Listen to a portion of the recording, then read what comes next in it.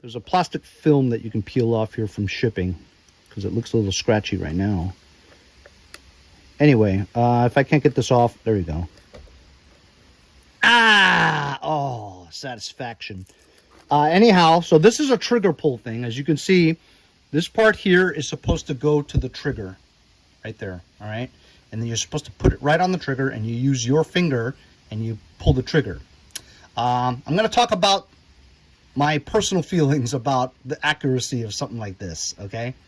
I also noticed on the back here, there's a little groove there where it looks like you can put your trigger.